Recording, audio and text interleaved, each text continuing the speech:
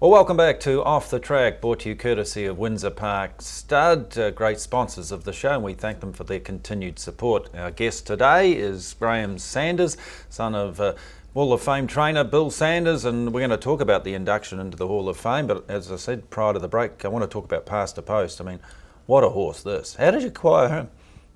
Son of Postpone. Brought him at the sales. Yeah? Yeah.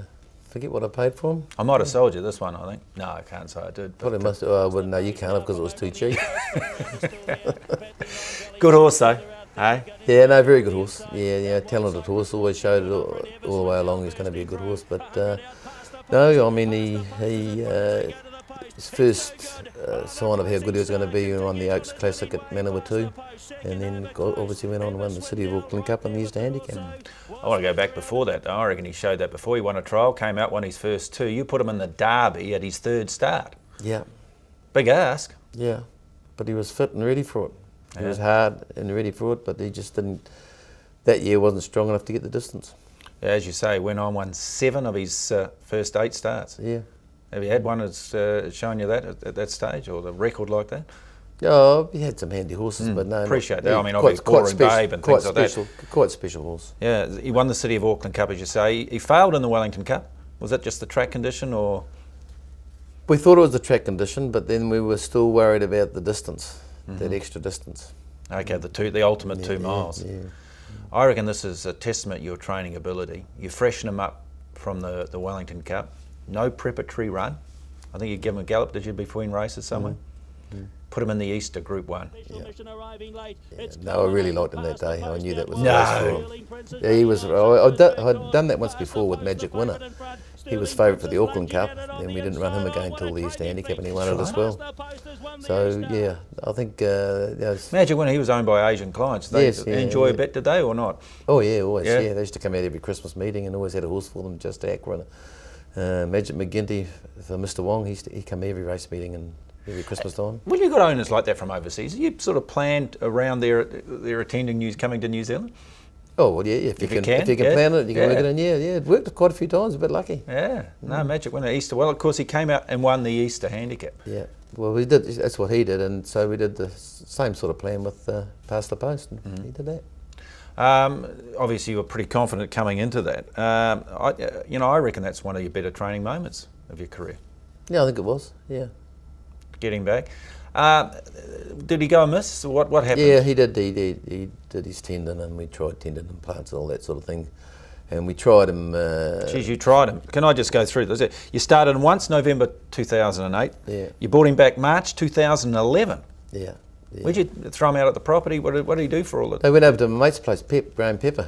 A mate of yours. You went to American with him. Yeah, I know. We're still talking about the trip. You must have taught him some bad habits or something, because he probably seemed to be getting in trouble after that. Yeah, well, couldn't have no nicer guy.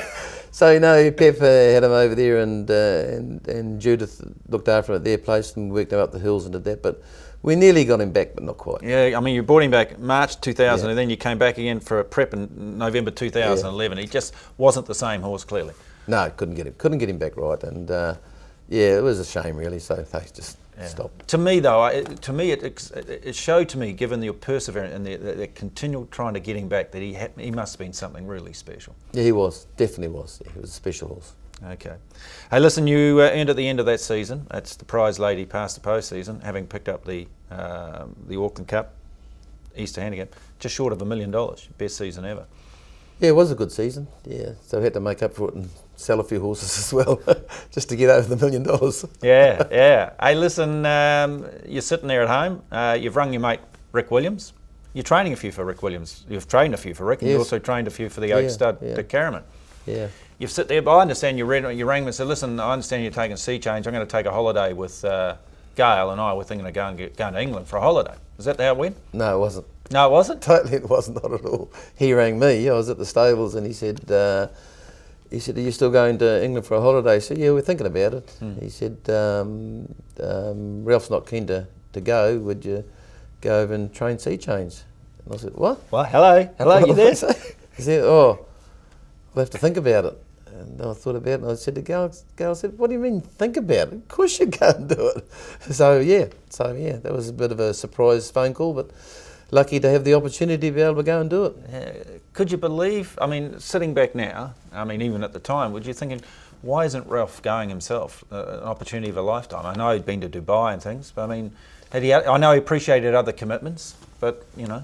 Yeah, I think Ralph had other commitments at the time, and he didn't feel comfortable about going, so he made the right decision for himself. For himself, yeah. And good on him for doing that. Taking over another man's horse, so to speak, did you change things around, or? Not really, because Jane was there. Jane Oval was there with the horse, and she knew the horse better than what I did, and so we discussed all the program, all the stuff thing, and everything went pretty well, really. I mean, she was a bit unlucky not to have won a second start. She got a wet track on that day, and but the race at Royal Ascot, she had the wrong draw, and where they were. That's the Golden Jubilee, wasn't it? Yes, the Golden Jubilee. She drew out wide. Yeah, they couldn't win from there that particular meeting. Fitness levels coming in. She wasn't, you know, it wasn't a bridge too far. Having raced in Dubai, wasn't. I think probably had she not gone to Dubai would have helped, and she would have been more acclimatised to the system in England. But no, it was a whole new venture. It was pretty exciting. It was pretty lucky to get the opportunity to be able to go. So and where do did you that. train from?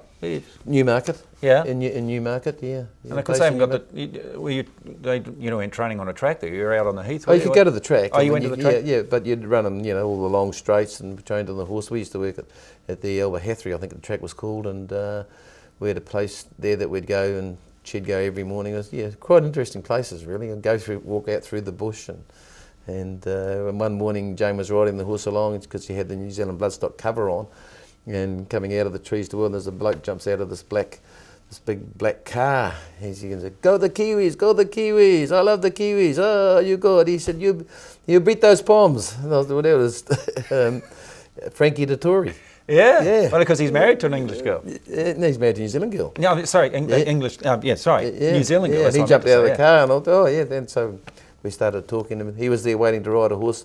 They used to bring the horses up there for them to ride, Godolphin and those places. And yeah. No, really interesting. It was a great experience. And did you adapt anything the way you do things back here now as a result of that? Well, you think about it, but it's so different. I mean, they're just so undulating fields that you work on, and long walks and that sort of thing. I mean, all day with one horse, basically. Yeah, and that's how they work. And such the way you're thinking is you're setting a horse for a race. That's very much their mould too. I mean, like you bringing that, you know, past the post back and freshening them. Yeah. I mean, these horses coming off 2-3 month let-ups, bang. Yeah. I can see how easy it is to do it though. Yeah.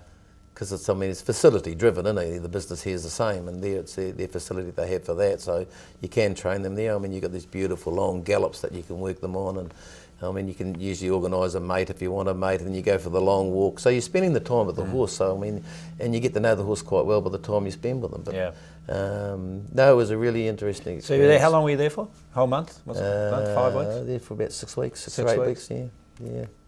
And Falmouth, it was the Falmouth Stakes? Falmouth, yeah. That's the race at the 1600 metre race. Yeah, at Newmarket. Yeah. And that's the race we thought she'd be able to win. And she ran a really good race, ran fourth, but it actually poured down with rain, and it was just as they went up a bit of a rise, she just couldn't quite get a footing 100%. But I think if she'd raced again, she would have won her next start. Okay, and they decided to retire, obviously. Yep. There was talk there was a rock concert on around there. Brian Adams was playing. Yeah, I went to it. Did you? Yeah, we went to it. We all went to it. Jane reckoned it might have upset the horses. I think she's right. Yeah, we went to it. Yeah, Brian Adams. Yeah, that's right. Brian Adams. Yeah, we went to that. Did you meet the Queen? Get the top hat and tails on? Well, Gail sort of did, but we were invited to a special luncheon, and she was there right beside her. But the day that she hadn't won a race for years, and she won a race that day, and Joe Janik, he was there with Take Over Target. Yeah. He went and watched the race with her, and she was nudging him and hitting him, go for a horse one. And then Gail spoke to her when she came down. She must have had only a special lift where she comes down to the mounting alley at the back there, but they're pretty close to all that. The old top hat and tails and being nice and hello darling and doing everything right, you know.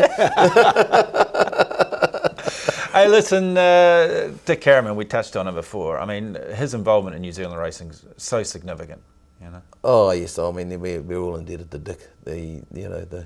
The money he puts into New Zealand racing, and a lot of trainers have got a lot of horses for him, and no, he's a great guy. I've known Dick for years, and certainly if we had a few more like him doing what he's doing for New Zealand racing, it would be a great help. His man there with him, Rick Williams, I mean, he does a lot of the matings. I mean, he's had a lot of success, Dick. You know. Oh yes, yeah, and Rick. I mean, it's easy for us as trainers because we only really deal with Rick, and he's got a pass the messages on to Dick. But no, Rick's done a great job, and he manages the place well. Hey, 2011, your father was inducted into the New Zealand Racing Hall of Fame. That was a special night for you. It was. The whole family came. My brothers and my sisters from Australia came over, and the whole family was there. No, it was a good night. It was great. And deservedly so too, given his success. Yes, certainly. Yeah, certainly. Yeah. I mean, we talked about John Wheeler. His impact not only with the horses he trained, but the people that came through under his care. As tough as he was. Yes. Yeah. No, it was a great night, and everyone that meant something to him was there. It was good. Hey, listen, you cut back your team sizes, I suppose, over the years. Mark left, went back to building, as far as I can understand. Yep. Kid's old enough. Deb comes in. Yep. Bang. Hey? Yep. This season, team's fired right up. Yeah, away we go. And we've got a nice team of horses this season. Really nice team of horses that we've sort of building up over the last year or so, and there's a lot of them are getting ready to go. But no, Debbie's back and busy as ever, and Mark's back in the building game, so everyone's busy and it's all good. And there's Twaya. Is it Twaya? Twaya. Yeah, the way you are. Twaya, the way you are. Yeah. Very promising horse. Yeah, he's a promising horse. Yeah, I think he'll go on with it too. You know. Shades of deja vu going down to Wanganui. I mean, what was it about that first 2-year-old race? Did it become something you actually focused on, you and your father, going back all those years to have? I mean, you just picked up the race book. You knew there'd be the Sanders horses be in that 2-year, and that's the one you'd back. Yeah, well, we always took a big team there because it was a good opportunity to take the horses away and good facilities there. And I mean, and you'd stay. You'd be there for a week or 10 days because they raced consecutive Saturdays, and good education for the horses. And yeah, we sort of specialised in the 2-year-old job there. Won it 2-year-old jobs in the early Guineas races, eh? Yeah, the Guineas races. Yeah, won that a few times. So. Hey, so where to with Tway? Is he a potential derby? Yeah, he's in the. He'll go to Christchurch for the big race in Christchurch. 2,000 guineas. Yes, yeah, racing again this week. So. And then obviously off to maybe the Derby in March. He's a horse that can get a trip. You're not sure? I'm not sure. Probably 1,600 metres. I mean, he's a horse that does well, and you know, he's. I think he's more of a 1,600 metre horse. Interesting to me to see a name in the race book that owns it, Maury McLeod. Yeah, Maury McLeod. Yeah.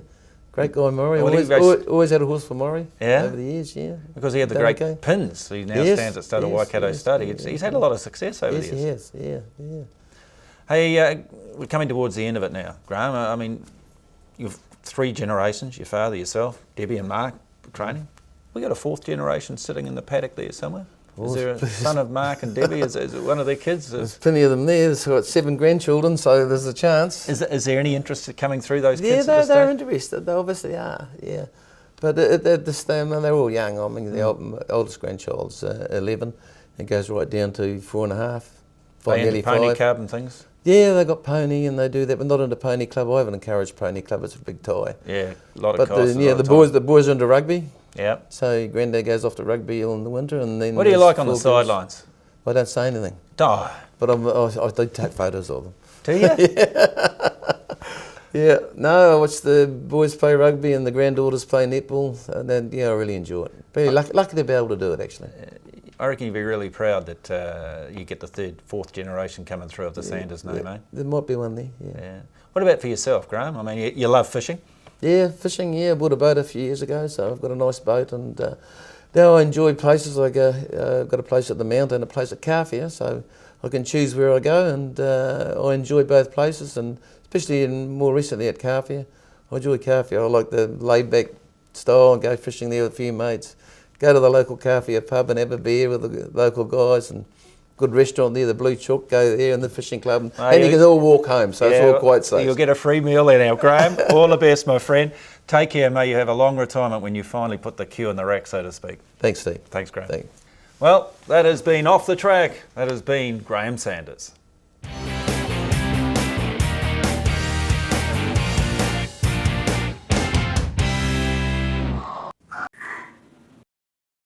Off the Track was proudly brought to you by Windsor Park Stud.